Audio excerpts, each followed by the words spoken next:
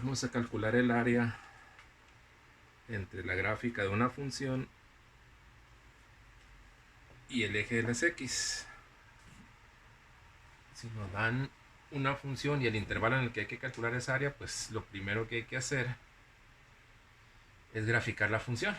En este caso la función es y igual a 2 menos 4x, y el área va a estar comprendida entre la gráfica y el eje x en esta parte del intervalo, o en ese intervalo de 1 a 3.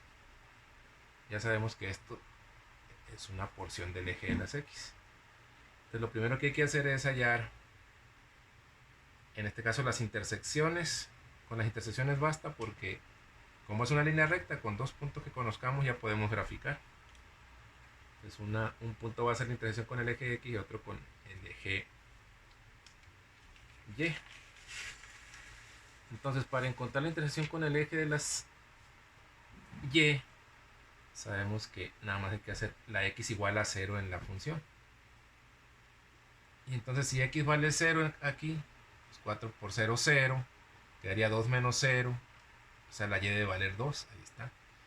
O sea, que ahí es donde debe cortar la gráfica el eje de la y en 2. Aquí. Y luego, para la intersección con el eje x, hacemos que la y valga 0, porque todos los puntos en el eje de las x, su coordenada en y es 0. Y entonces igualamos la función que es la y, 2 menos 4x con 0, y de ahí despejamos la x. Al despejar la x me queda que va a ser igual a 2 cuartos, pero eso simplificado es como si fuera un medio. Y entonces con esas intersecciones vamos a graficar la función y a demarcar el área. Entonces aquí está x igual a un medio, es donde corta el eje x, y igual a 2, donde corta el eje y trazamos la gráfica de la recta.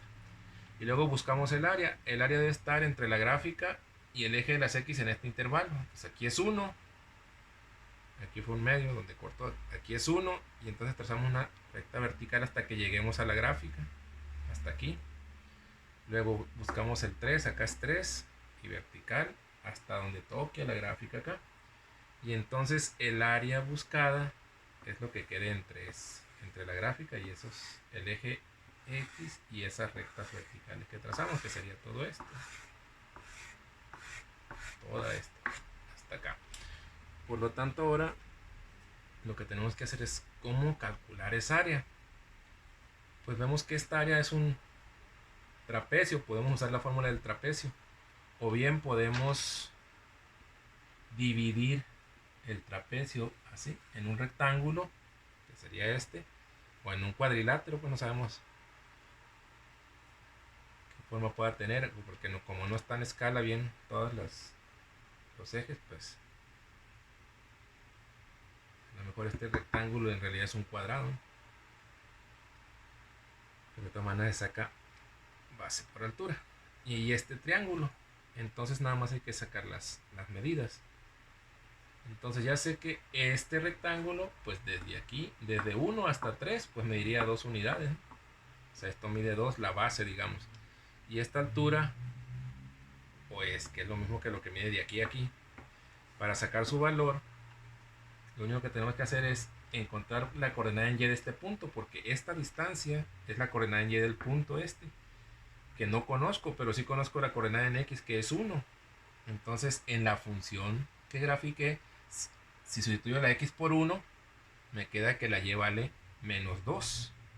O sea que a esta altura o profundidad, porque estamos hacia abajo, no negativo, vale menos 2.